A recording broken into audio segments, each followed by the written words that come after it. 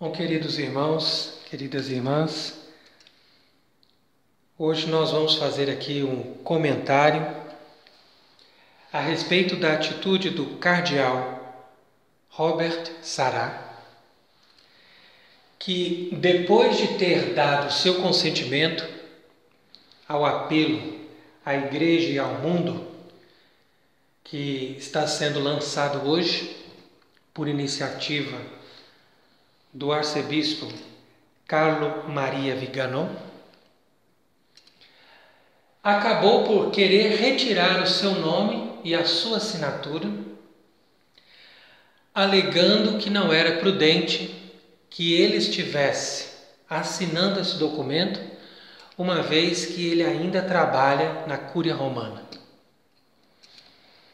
Então essa é uma atitude lamentável, e nós queremos aqui fazer não somente uma observação a respeito do conflito que está no coração desse cardeal, mas também demonstrar para aqueles que estão nos ouvindo, mesmo as pessoas depois que nós vamos partilhar esse áudio, como a situação da igreja está cada vez se tornando mais crítica e mais confusa.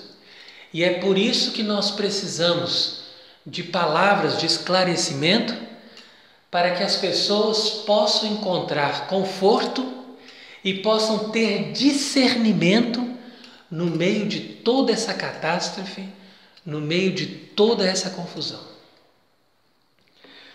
Portanto, vamos ao tema.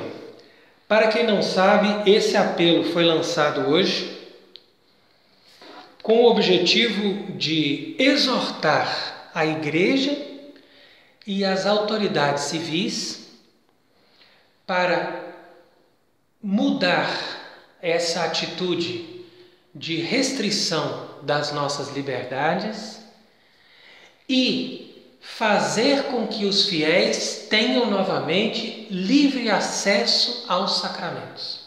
Em resumo, é isso.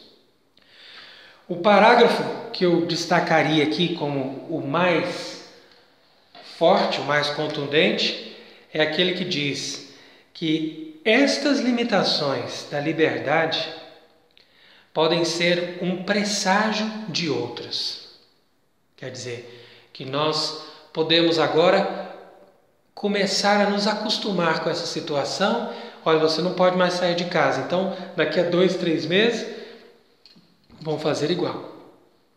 Porque eles vão perceber que as pessoas simplesmente obedecem, não questionam e estão dispostas a fazer aquilo que eles mandam. Continua o documento. Isso pode levar ao controle de pessoas e até mesmo a um mecanismo para seguir os seus movimentos. Exatamente isso que está agora para acontecer. Os nossos movimentos estão sendo registrados. Então você veja que com essa tecnologia 5G, por exemplo, você vai ter câmeras, você vai ter drones, você vai ter formas de controlar a vida das pessoas para que ninguém saia do sistema. Então diz ainda que aqueles que assinam têm receio de que a utilização deste pânico e dessas medidas de confinamento e a crise econômica profunda que vai se associar a tudo isso, podem nos levar à criação de um governo mundial fora de todo controle.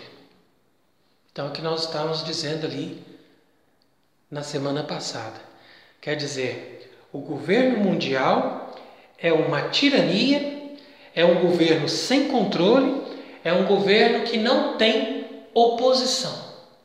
É um império absoluto, inflexível, que manda no mundo inteiro, em nome do bem comum, da nossa saúde, etc. Eles vão inventar pretextos, mas aqueles que estão fazendo esse documento percebem que não passa de uma cilada. E as repercussões sociais, políticas graves, mostram que isso é uma forma de engenharia social. Então, muito bem escrito o documento, e nós podemos encontrar entre aqueles que o assinaram, por exemplo, a assinatura de Monsenhor Schneider, que foi um daqueles que denunciou com vigor a ditadura sanitária, que é agora a palavra de ordem que é colocada no nosso meio, e todos têm que obedecer, porque senão as pessoas vão morrer. Não precisa provar que o vírus é tão perigoso, basta que você diga: esse vírus está aí, o governo é que diz qual é o grau, de perigo dessa doença, e as pessoas têm que fazer como eles mandam. Então isso aí realmente dá uma abertura para um precedente único na história da humanidade. E é a partir desse medo, desse pânico, dessa situação de confusão que se criou, é que esses prelados estão se levantando num movimento contrário a essa posição, muitas vezes ridícula, da parte das autoridades da igreja, de impedirem as pessoas mesmo de entrar na igreja. Quer dizer que eles não têm direito nem sequer de rezar. Um defunto não tem direito de ser sepultado com a presença da sua família. E as pessoas estão sem os sacramentos. O que vai acontecer a partir daí? O que está por trás de tudo isso? E por que o topo da hierarquia da igreja, ou seja, o Papa Francisco, age em consonância com essa situação, denunciando muitas vezes coisas que não têm sentido nenhum e se calando ou mesmo apoiando algo que todas as pessoas estão vendo que não passa de uma farsa criada por um sistema maligno que agora resolveu tomar posse dessa estrutura mundial que eles se prepararam para dominar. Então eu vejo que nós não podemos ficar alheios a esses fatos, a essas repercussões, e não podemos deixar de ter um discernimento, porque se alguém não nos ajudar a pensar, pode ter certeza que a nossa mente será conduzida pela grande mídia, que normalmente não trabalha em favor nem do nosso bem e nem da nossa salvação. Ora, veja então o que aconteceu com o cardeal Sará. A princípio, quando ele foi convidado para assinar o documento, ele disse: nenhum problema, eu dou o meu nome, porque afinal este é um combate que nós devemos levar juntos, pela igreja e pela humanidade. Então acho importantíssimo participar desse apelo. Muito bem. No decorrer do dia, o apelo começou a ser divulgado e foi lá para frente, quando a coisa já estava em muitos meios de comunicação, é que ele então enviou ao arcebispo Vigano, que é aquele que está encabeçando esse movimento de despertar de algumas consciências católicas para a grande apostasia que nós estamos entrando.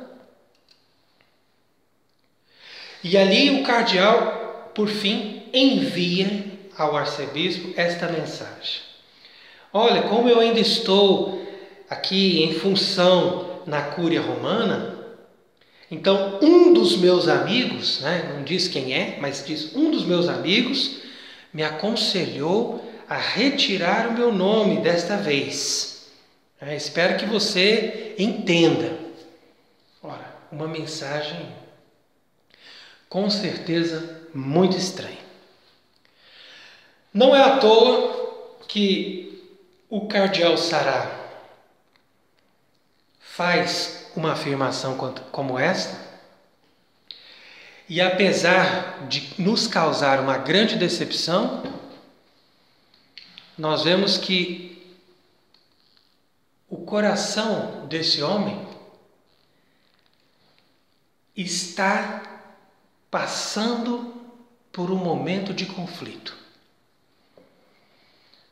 Eu digo isso porque eu acredito sinceramente que existe uma boa intenção, que existe um desejo real, verdadeiro, no coração desse homem da igreja, desse homem da África, desse homem de oração, de fazer a vontade de Deus.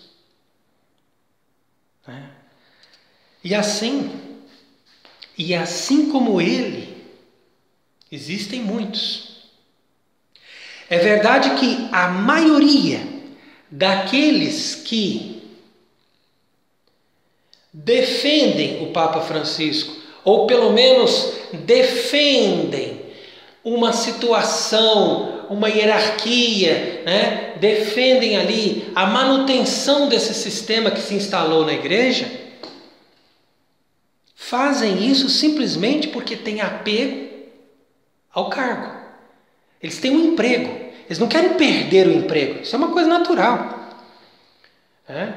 Eles querem ter ali um cargo, um poder, terem um salário, terem uma condição boa. Então essa gente está apegada a isso. Mas eu não acredito que seja o caso do cardeal Sará.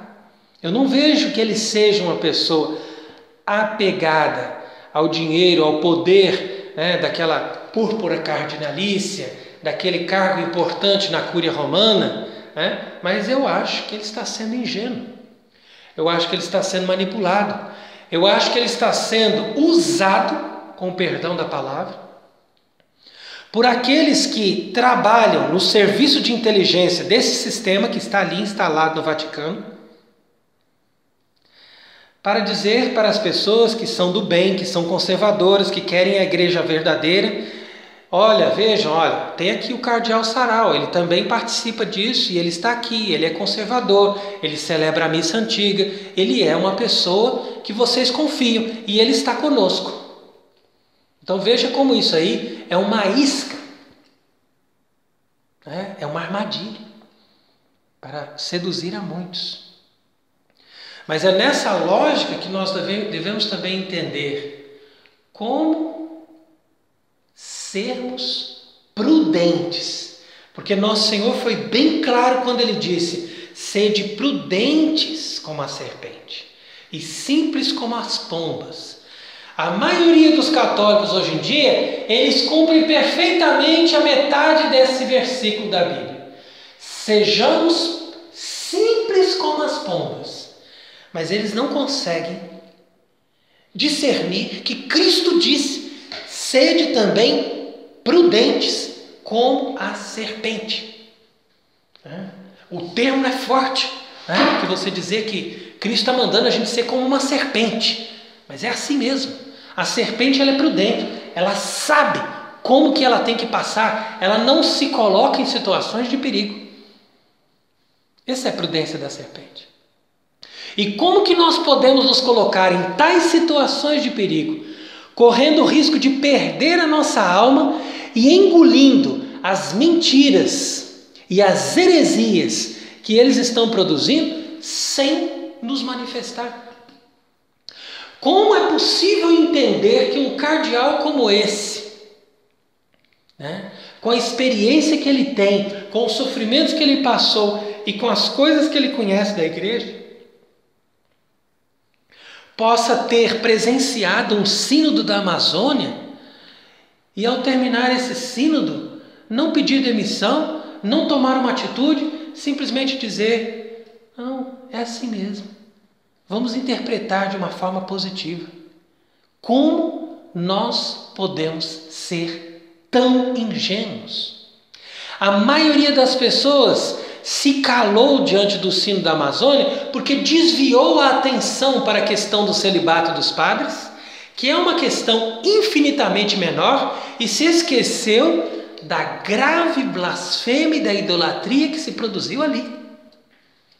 Então você percebe que Deus é ridicularizado e a igreja de Deus é colocada no mais fundo dos abismos, e as pessoas dizem: mas nós não temos que fazer, são as autoridades, são os bispos. Veja como diz o cardeal Sará, é o Santo Padre. Está vendo? Para ele, Francisco é o Santo Padre.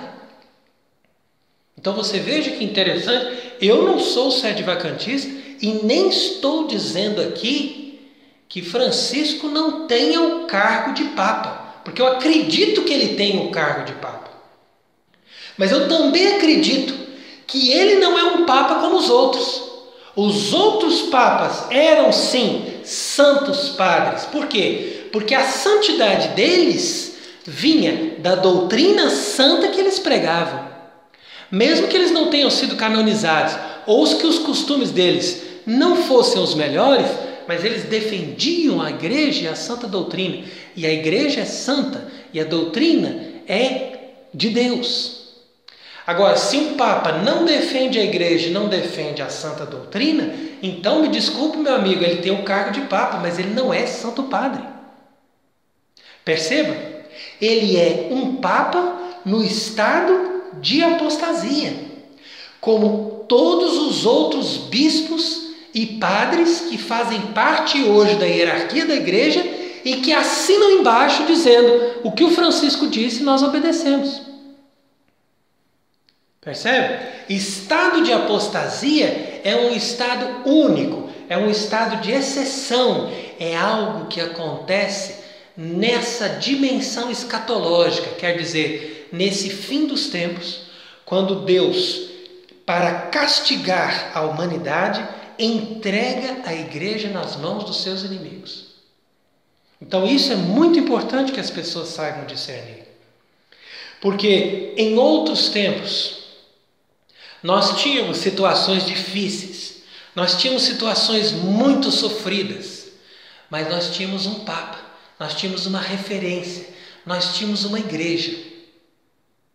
Então, por exemplo, quando os padres resistiam ao rei da Inglaterra, que queria impor uma religião sem o Papa, eles eram martirizados, mas eles diziam: eu estou em paz, porque eu estou com o Papa, eu estou com a igreja.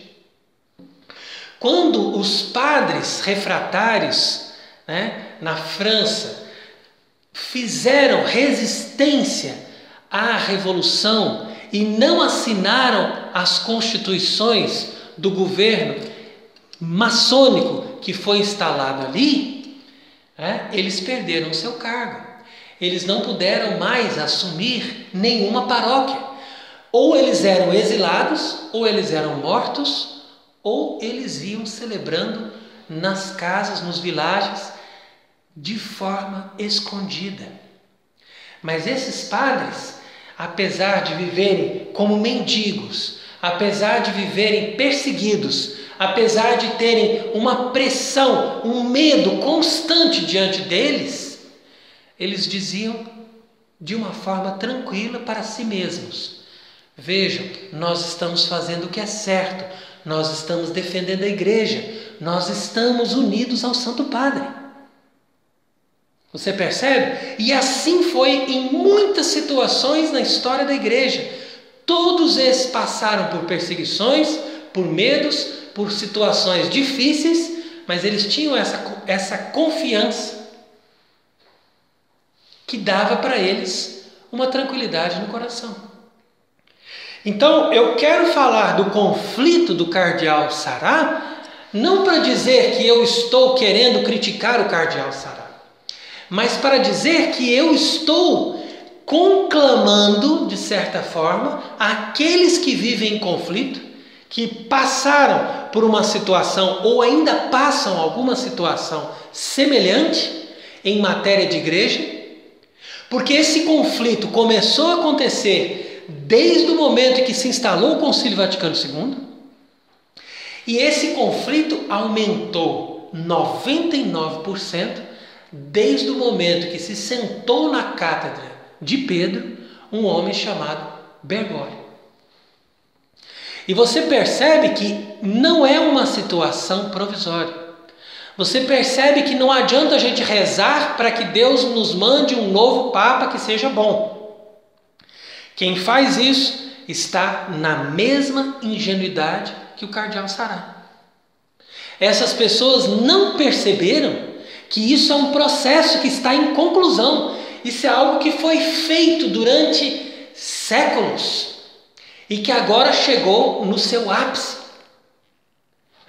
Agora nós entramos na apostasia, naquele tempo predito por nosso Senhor que nos disse: caminhai enquanto tendes a luz, porque chegará um tempo em que ninguém poderá caminhar. É por isso que hoje em dia nós não podemos fazer mais nada. É exatamente esse tempo, nós estamos nas trevas, na escuridão. É por isso que diz também outra passagem do Evangelho: naquele tempo o sol escurecerá e a lua não dará mais o seu brilho. Não tenha dúvida, esse sol é o Papa, essa lua é a doutrina da igreja. Não tenha dúvida, a luz foi nos tirada, isso por castigo de Deus. E agora, o que nós devemos fazer? Como enfrentar esse conflito? Essa é a questão que eu apresento para a vossa caridade e apresento para as pessoas que depois vão partilhar desse áudio, para que eles possam juntos conosco rezar e pensar. De forma nenhuma nós podemos dizer que Deus nos abandonou, ou de forma nenhuma nós podemos dizer que as portas do inferno prevaleceram sobre a igreja, porque existem aí meia dúzia de bispos que estão se levantando, existem aí no mundo centenas ou milhares que sejam de padres que ainda querem viver a verdadeira igreja católica. Mas a verdade é que a maioria deles ainda está em conflito. Eu mesmo posso falar pela minha experiência pessoal, porque talvez muitos não saibam que em 2012 nós fomos expulsos de uma diocese por um bispo que nos obrigava a renunciar à missa tradicional, ou a pelo menos voltar a celebrar a missa de Paulo VI. Como nós já tínhamos entendimento suficiente para não obedecer a tal determinação, então nós tivemos que sofrer as consequências.